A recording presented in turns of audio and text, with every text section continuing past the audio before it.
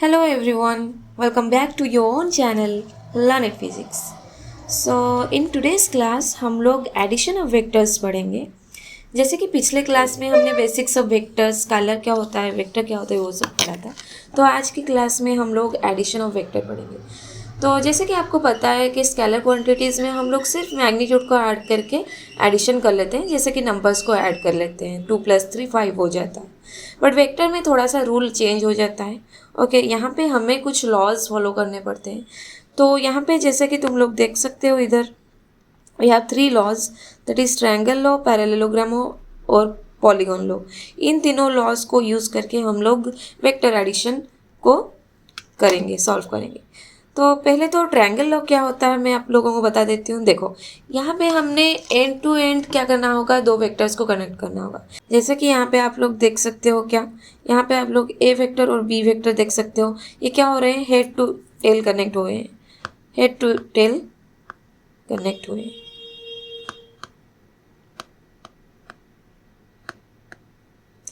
And उसका जो resultant vector होगा वो क्या हो जाएगा, वो सेम ऑर्डर में नहीं रहेगा। ठीक है, हेड टू टेल जैसे कि यहाँ पे ऑर्डर है वो सेम ऑर्डर में नहीं रहेगा, वो अपोजिट ऑर्डर में होगा। And it will be the closing side. यहाँ पे तुम लोग क्लोजिंग साइड देख रहे हो जो कि अपोजिट ऑर्डर में है। तो यही हो जाएगा तुम लोगों का क्या, ट्रायंगल ऑफ वेक्टर एडिशन। ठीक है, यही हो जाएगा तुम्हारा रिजल्टेंट, हो जाएगा वो जो क्लोजिंग साइड होगा वही हो जाएगा आप लोगों का क्या, रिजल्टेंट।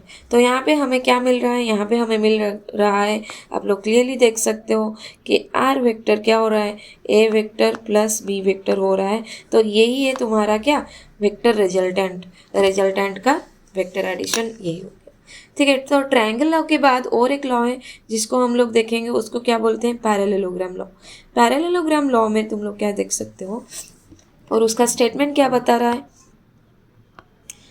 पैरेललोग्राम का स्टेटमेंट बता रहा है, it states that if two vectors acting simultaneously at a point are represented in magnitude and direction by the adjacent side, मतलब adjacent side of a parallelogram, then their resultant vector is represented by magnitude and direction by the diagonal of the parallelogram। ठीक है, तो अगर ये adjacent side हो गए, यहाँ पे देखो, अगर ए वेक्टर बी वेक्टर आप लोगों को एडजेसेंट साइड दिख रहे होंगे। ठीक है, पैरेललोग्राम का एक साइड ए वेक्टर है, एक साइड बी वेक्टर है, तो ये तो दो साइड हो गए ना।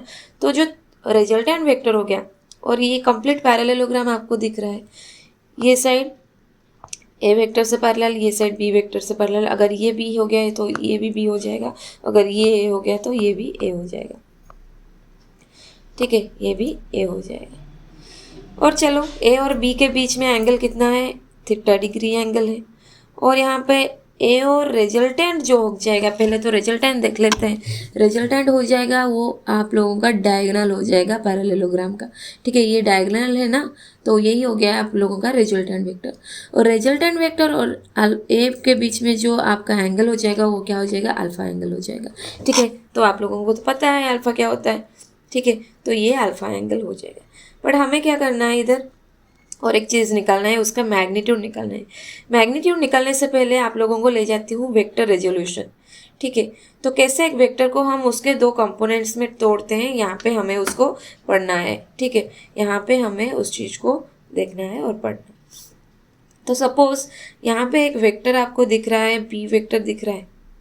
ठीक है, बी वेक्टर दिख रहा है, तो यहाँ पे मैं क्या करूँगी, और एक लाइन ड्रॉ करूँगी। उसको हॉरिजॉन्टल एक लाइन है और एक उसको वर्टिकल में एक में line.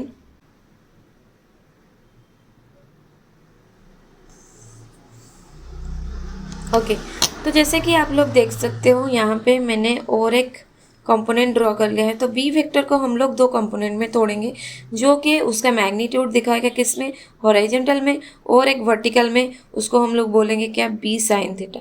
Okay, B sine theta. तो जो एंगल के साथ जुड़ा हुआ है वो हो जाएगा तुम्हारा हॉरिजॉन्टल, एंड उसको हम बी कॉस थीटा बोलेंगे। और उसका अपोजिट में जो रहेगा वो बी साइन थीटा हो जाएगा। अच्छा, ये बी साइन थीटा तो ये भी साइन थीटा होगा, और ये भी क्या, बी कॉस थीटा होगा। तो उसी को हम यूज़ करके वेक्टर का मैग्नीट्यूड निकालेंगे। वेक्टर जो हमारा रिजल्टेंट वेक्टर है उसका मैग्नीट्यूड वहाँ से निकालेंगे। जो चलो देखते हैं रिजल्टेंट वेक्टर का मैग्नीट्यूड क्या हो जाता है। ठीक है, तो यहाँ पे आप लोग देख सकते हो रिजल्टेंट वेक्टर है, रिजल्टेंट वेक्टर है। अच्छा, इसको जब हम तोड़ेंगे, ठीक है, इसको जब हम तोड़ लेंगे अभी, इसको थोड़ा सा हम यहाँ पे एक्सटेंड कर देंगे और इसको थोड़ा सा एक्सटेंड कर देंगे, तो ये एंगल क्या हो गया, ए वेक्टर और बी वेक्टर के बीच एंगल, वही थीटा हो जाएगा। तो ये वाला पार्ट क्या है, अगर ये तुम्हारा बी वेक्टर है, अगर ये बी वेक्टर है तो उसके एंगल के साथ जो हॉराइजेंटल हो जाएगा वो क्या हो जाएगा, बी कॉस थीटा हो जाएगा। और उसको वर्टिकली जो होगा वो क्या हो जाएगा, बी साइन थीटा हो जाएगा। उसी को यूज करके हमें अभी सॉल्व करना है। चलो देखते हैं क्या हो गया। देखो, तो आप लोगों को क्लियरली दिख रहा है क्या, यहाँ पे हमें एक ट्रायंगल दिख रहा है और ट्रायंगल का हाइपोटेनस रिजल्टेंट हो गया। ये जो ट्रायंगल बीच में आपको दिख रहा है उसका हाइपोटेनस रिजल्टेंट हो गया। तो उसी तरह से हम पाइथागोरस थ्योरम यूज़ कर सकते हैं, यूज करके लिख सकते हैं। इधर क्या लिख सकते हैं, देख लो, that R square is equal to perpendicular square plus base का स्क्वायर।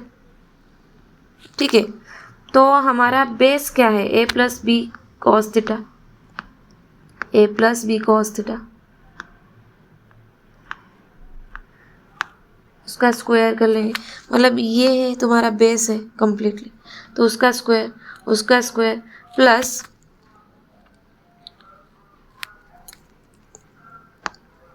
प्लस क्या हो जाएगा, B square sine square theta.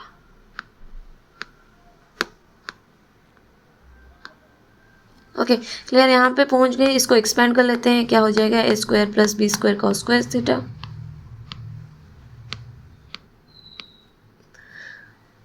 Plus 2ab cos theta, और ये बाकी था हमारा B square sine square theta.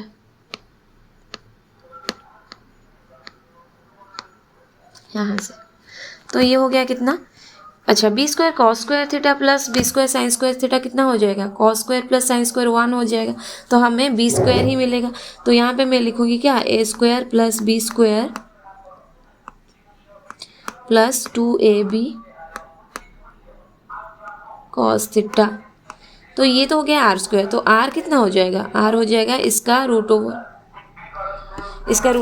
तो वही तो लिखा है इधर, तो वही तो लिखा है आपको, मैग्नीट्यूड इधर तो दिया गया है, तो डर किस बात की अभी।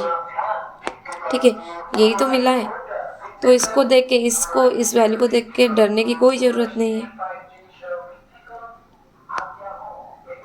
तो ये root over of A square B square 2ab cos theta यही हो जाएगा।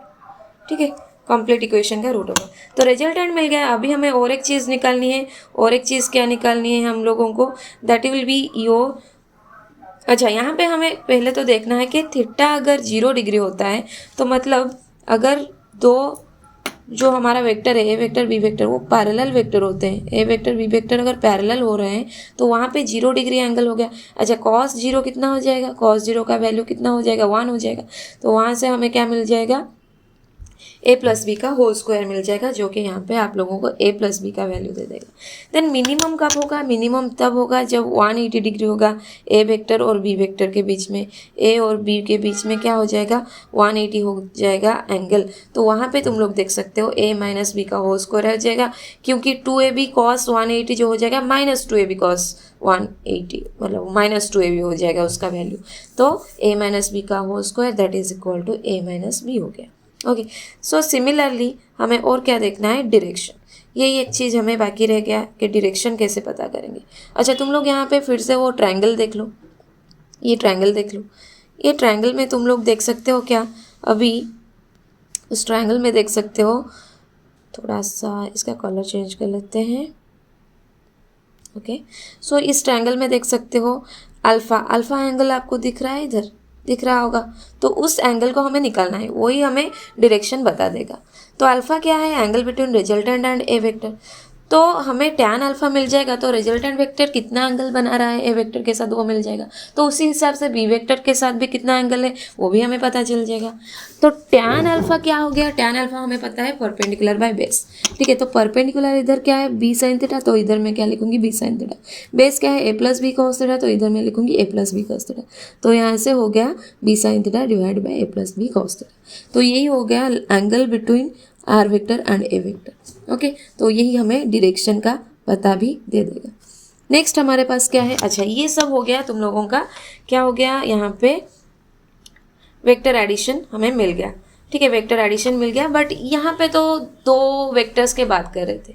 अगर अभी मल्टीपल वेक्टर्स हो गए, मतलब मोर देन 2 हमें वेक्टर्स दिखने को मिलेगा, तो तब क्या करेंगे, तब हम यूज़ करेंगे polygon law of vector addition. Okay, then we shall use the polygon law of vector addition. तो पॉलीगॉन लॉ में हमें क्या देखना है, देख लो यहाँ पे थोड़ा सा कि सपोज बहुत सारे वेक्टर्स है, ठीक है, एक नहीं दो नहीं, बहुत सारा वेक्टर्स। तो अगर बहुत सारा वेक्टर्स है, A vector B C D E, suppose इतने सारे वेक्टर है, तो अगर ये एक पॉलीगॉन बना रहे हैं ना, यहाँ पे एक चेन दिख रहा है आपको ए बी, ठीक है, तो ये भी हेड टू टेल है, ये भी हेड टू टेल है। तो तुम लोगों को हेड टू टेल एक चेन दिख रहा होगा, ठीक है, एक चेन जैसा एक दिख रहा होगा।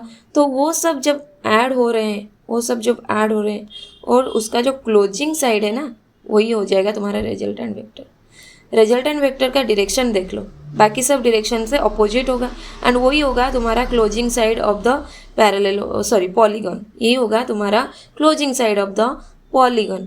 तो यहाँ पे जो आर वेक्टर है, जो आर वेक्टर तुम देख रहे हो, तो वो क्या हो जाएगा, R is equal to you have जो आपका आर वेक्टर हो जाएगा, वो हो जाएगा A vector plus B vector plus C vector plus D vector plus C vector.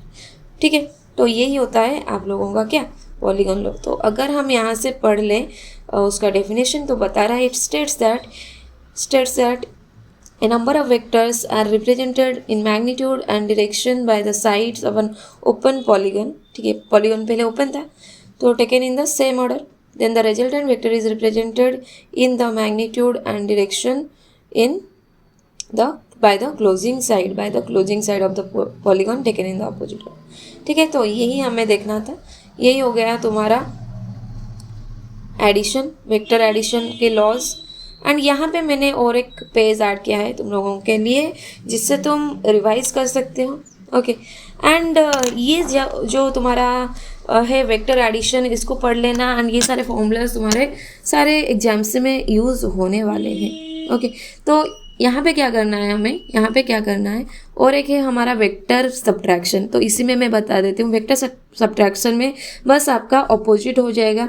ठीक है, वहाँ पे एडिशन में जो था A square plus B square plus 2ab cos theta, यहाँ पे बिल्कुल ऑपोजिट, मतलब -2ab cos थीटा हो जाएगा, क्योंकि हमें रिवर्स डायरेक्शन में लेना होगा। ठीक है, बी वेक्टर का जो डायरेक्शन था उसका रिवर्स लेना है, -b हो गया, इधर -b हो गया इसलिए। ओके, एंड स्पेशल केसेस में थीटा 0 होगा तो a माइनस बी, थीटा 180 तो a plus B, and theta 90 तो a square plus B square का रूट होगा, जो सेम हो रहा था तुम्हारा एडिशन में भी। ठीक है, तो सारे नोट्स के लिए आप लोग टेलीग्राम चैनल ज्वाइन कर सकते हो। मेरा टेलीग्राम चैनल में ज्वाइन करके ये सारा नोट्स मिल जाएगा, एंड टेलीग्राम का लिंक मैं आप लोगों को डिटेल्स में दे दूँगी, वहाँ से जाके ये नोट्स भी आप लोग वहाँ से ले सकते हो। Thank you for this lesson, and next lesson में आप लोगों को और एक टॉपिक के बारे में हम लोग डिस्कस करेंगे, वहाँ पे ज्वाइन कर लेना। Okay, thank you all.